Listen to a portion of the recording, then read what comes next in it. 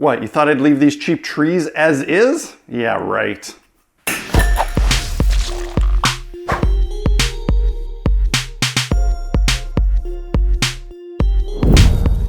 Hey guys, welcome back to Blackmagic Craft. So I've already reviewed these cheap holiday Christmas village trees, link up there if you missed it, and they are perfectly serviceable trees for tabletop gaming. They look okay, they're super cheap, and yeah, not bad overall, but you can make them look a lot better while still keeping them super cost effective. I turned a bunch of these into a bunch of these, and they look way better, more realistic, just a hell of a lot better. The good part is though, it didn't really cost much in extra materials. It was pretty darn easy to do, and they are super durable. They're hard, they're not gonna shed a bunch of flocking everywhere.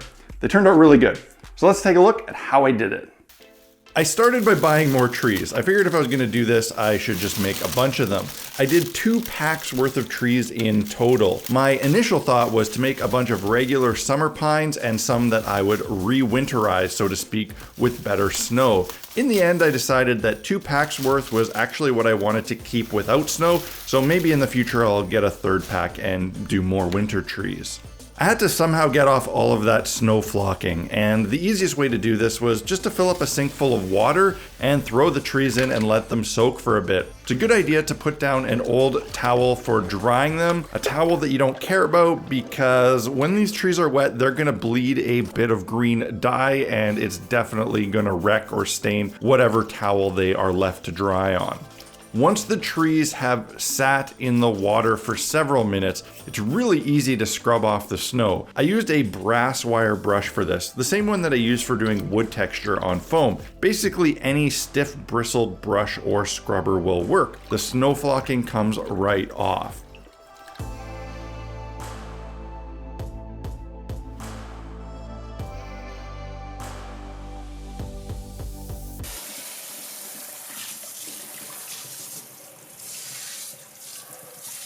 After removing all the flocking, I separated the trees from the plastic bases. At this point, I still hadn't decided if I would be reusing the bases or not, but I wanted to make sure that if I did, they didn't get covered in flocking later, so just in case, I separated them and put them aside.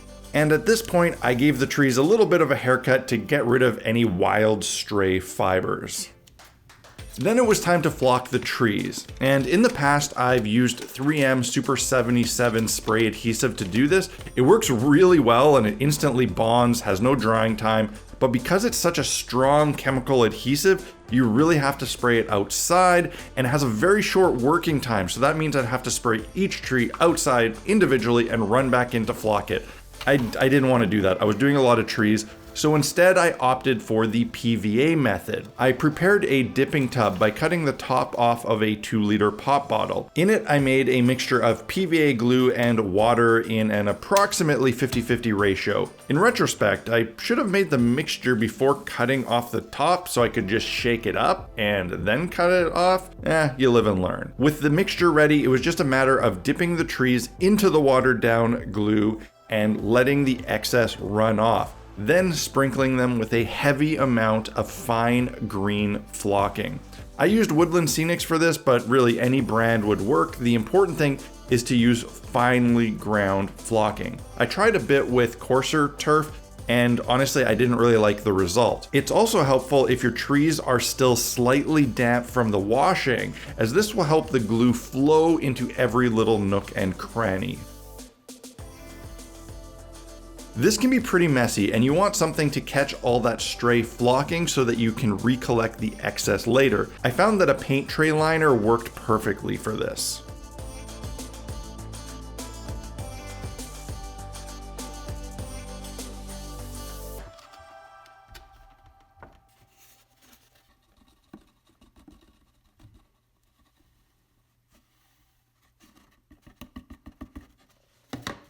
For drying, I used a large piece of XPS foam to hold the trees. I just poked in some holes with a toothpick, and then I was able to stand them up on their little wire tree trunks. If these were left like this, the flocking would remain pretty soft and would likely shed quite a bit over time. In order to really lock it in, I wanted to completely soak the flock in more watered down PVA glue. I was worried that if I dipped them again, all the flocking would just wash off, so I opted for spraying them. Again, this would be messy, so I covered my workbench in garbage bags to protect it from overspray. In order for the glue to really soak in, you want to first spray the flocking with something that will help break the surface tension. The simplest way to do this is by first spraying them with water that has a tiny amount of dish soap or dishwasher rinse aid mixed in. I just used a little cheap dollar store spray bottle to do this. Then with the flocking pre-wetted, I sprayed it again with a mixture of PVA glue and water. This time though, the mixture was really watered down so that it would spray, probably around 80% water to 20% glue. This is a bit tricky as it tends to quickly clog up the spray bottle, but it's worth the hassle.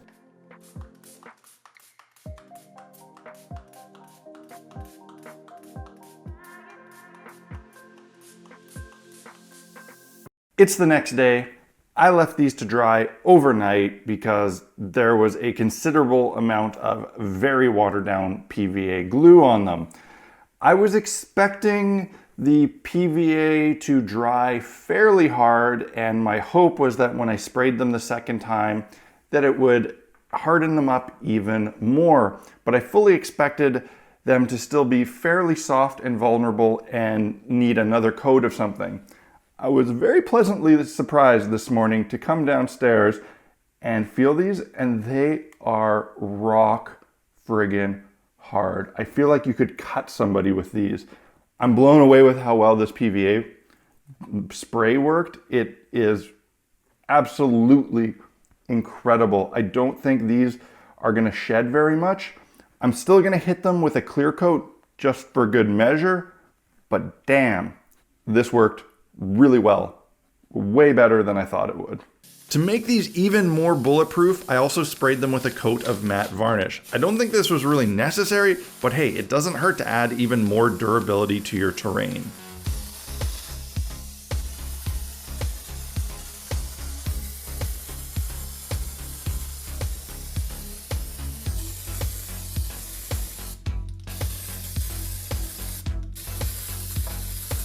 I think this project was a huge success. Yeah, I know what you're thinking. I didn't put these on bases. You're right. Frankly, I ran out of time to do that for this video, and I still haven't fully decided what kind of bases I want to use. So that's a project for next week. If you need to pick up any tools or supplies, consider doing so through the links in the video description below or on my essential equipment store at blackmagicraft.ca. Purchasing through those Amazon affiliate links really helps fund these videos. And if you get a lot of value out of the videos I make and you want to help me continue making them for the community, you can help out in a big way by supporting Blackmagic Craft on Patreon. That support is essential to allowing me to focus so much time and effort into this channel, and I'd love to have you as the newest member of the Blackmagic Craft Fellowship. So durable. I hope you guys found this video informative and helpful. If you did, hit that like button and let me know in the comments section below. Now I just got to decide how I'm gonna base these. Am I gonna put them back on their original plastic bases, group them on some kind of other bases? If I do that, am I gonna use foam? Am I gonna go all out and use MDF? I don't quite know yet. That's a problem for next week, so be sure to tune in next Friday when I reveal whatever it is I decided to do. Cheers guys, happy crafting.